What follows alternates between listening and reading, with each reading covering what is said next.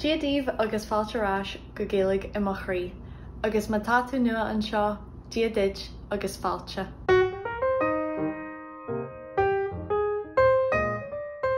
Hello Ghaeilge, fáilte.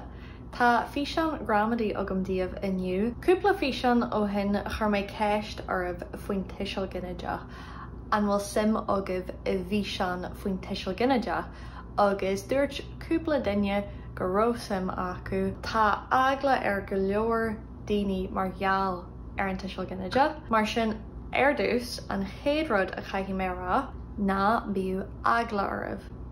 Ná bíú agla arbh. Tá an Tuiseal Ginideach go brá, agus ní chaithfí sibh bheith burtha faoi. Deir mé seo go minic, tá an Tuiseal Ginideach táhairte gandát, ach ní úsáideann a lán cantarí dúchais an Tuiseal Ginideach I gcónaí. Níl mé ag rá gur sin an rud ceart, níl mé ag rá nach gcaithfí sibh an Tuiseal Ginideach ó ólam mar gheall sin, úsáidear an Tuiseal Ginideach agus úsáideann go leor cantarí dúchais is cantarí go generalta an Tuiseal Ginideach. Ba bhaid an toisiart leis an trán na gceist. Tás agam nach neanam é seo de rá, tá mé ag spicing it up here, you know? Tá sé go bra mana bhfuil freagra bí álas agad. Má táú ag fóm na Ghaeilge le blian nó cúpla blian, seans go mé na freagraí seo álas agad, ach braithfinn sé an méid Ghaeilge tá agad faoi láthair.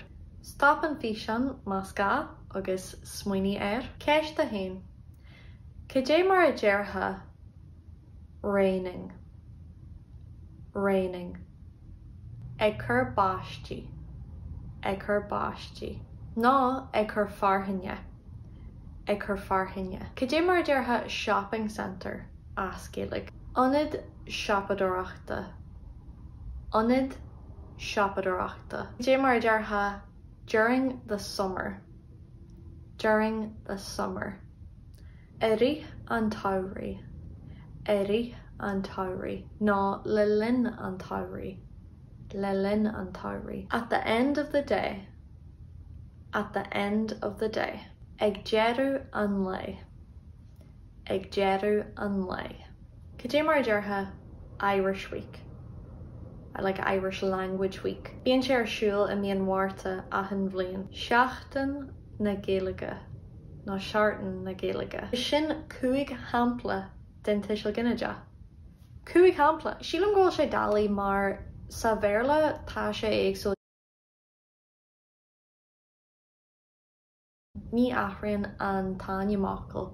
Curamid rudneart leis an aineamachal sa bhéarla, ach ní aithríomid an tainneamachal é hain. So for possession mar hampla Mary's house, sin apostrophe S, Paul's bag. Ná úsáidtear of fásta mar hampla the house of wax.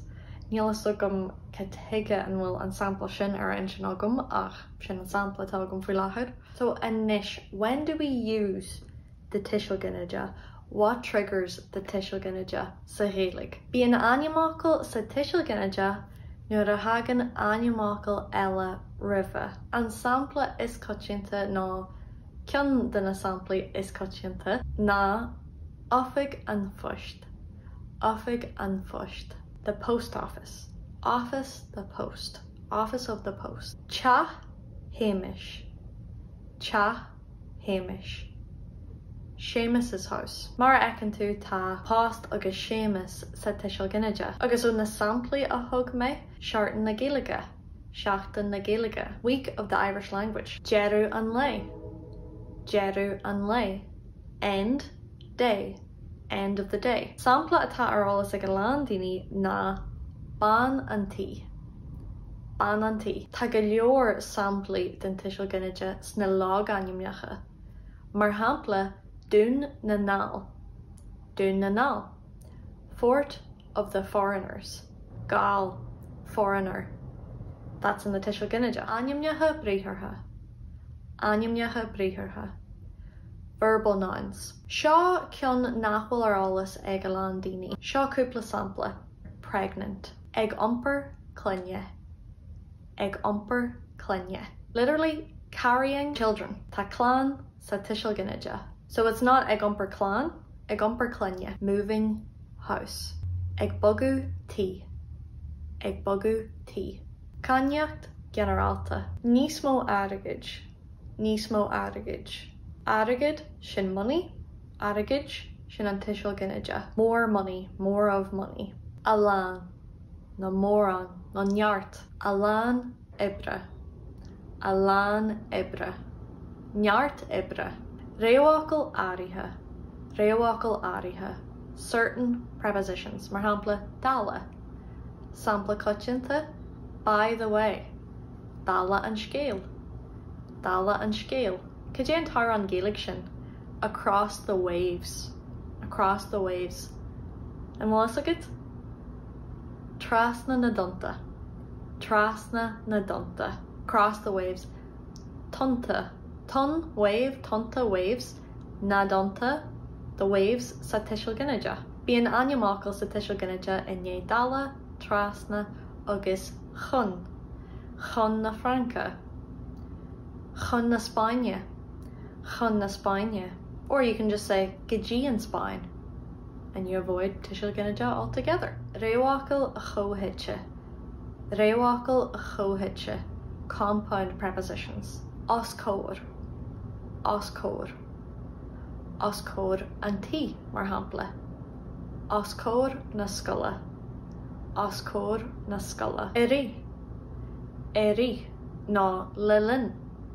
During, in the run of. Iri an ghaobhrí, iri an ghaobhrí. Iri an áirí, iri an áirí. Lilin an áirí. During the spring, in the run of the spring, throughout spring. Ní bhí mé ag míniú na réalacha a laig, ná an dóigh a chrothítear an Tuiseal Ginideach, mar le bheith anrach sin a lán ális agus féad sé dalaí fí sean omlan a dhéanamh fa sin. Ach, tá Comhairle agam díobh. Dús, nábí burtha faoin Tuiseal Ginideach. Mar dúirt mé, níor óla mise na réalacha go dtí cúpla bliain ó hin. Nuair a rinn mé Jean chuirsa le Ghaeilge. Dólam mé thar na blianta. Málam de sé ólam go nádartha. Nuair a ecann tú go bhfuil animacail litríthe go difriúil, chuchéist ar tain. An é sin an Tuiseal Ginideach. Bí ag smaointear an Tuiseal Ginideach. Bí ar an álas faoi, ach nábí burtha faoi. So sin an chéad físa Comhairle, nábí burtha. Agus an dar písa Comhairle, mana bhfuil tú cinse riú, mana bhfuil tú ábalta.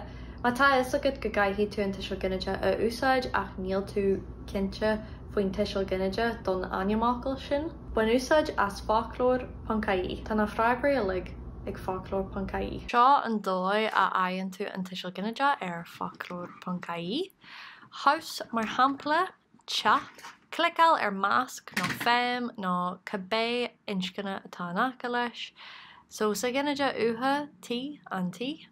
Ulra, tithe na dtithe, that just means the genitive singular and plural. If you want the terms in English, you can click on English in the top right corner and then it'll say genitive singular and plural instead. Allis, information, allish and allish. There's no plural for information. Informations, not in Irish. I know there is in Italian, but this is in Italian. Language, changa, changa. So fem for, that's just the gender and the declension. So changa na changa as a Ginideach uatha, changatha agus na jangatha san ulra. Sin é a chairde tásúla gom gur bhain sibh sult as an isan seo agus go bhfuil níos lú agla a ribh an Tuiseal Ginideach inis. Má bhain tú sultas, feadh Tráth, like, subscribe, turn on your notifications, chuidíonn sé go mórlam. Gur míle maith ag mo chud patroní tá mé fíor bhuaithe asibh. Agus sin é, slán go fáil, níor óla mé an Tuiseal go ugh. Ba bhaithlam tá seart leis an Tuiseal Ginideach. No. Week. What is the genitive case? Why did I do that? To Rare Collins Dictionary, in the grammar of some languages, the genitive or the genitive case is a noun case which is used mainly to show possession. No, that's not the definition I was looking for. that is Tasha Fear.